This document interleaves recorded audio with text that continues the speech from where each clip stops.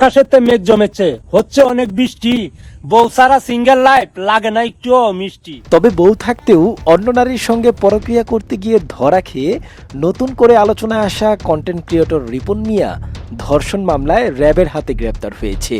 বৃহস্পতিবার রাতে ময়মনসিংহ র্যাব 14 এর একটি দল তাকে আটক করে। এর আগে নেত্রকোনা সদর এলাকার এক স্কুল ছাত্রীকে ধর্ষণের অভিযোগে মঙ্গলবার রাতে ভুক্তভোগী স্কুল ছাত্রীর বাবা বাদী হয়ে রিপন মিয়ার নাম উল্লেখ সহ অজ্ঞাত পরিচয় আরও 8 জনকে আসামি করে নেত্রকোনা মডেল থানায় মামলা করেন।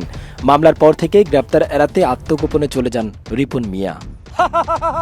এটাই বাস্তব। I love you.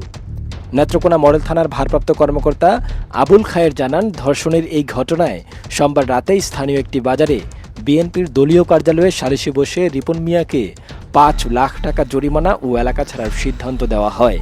এই সালিশের বেশ কিছু ভিডিও ক্লিপ সামাজিক যোগাযোগ মাধ্যমে ছড়িয়ে পড়লে আলোচনার সৃষ্টি হয়।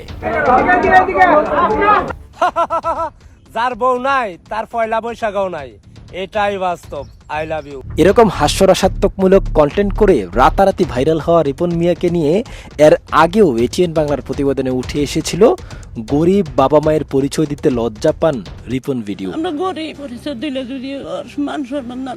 যদিও এরপর অন্যান্য গণমাধ্যমে তার বাবা মা উল্টো স্বীকারোক্তি দিয়েছিল, তবে এবার রিপনের লজ্জার মুখ দেখল নেটিজেনরা।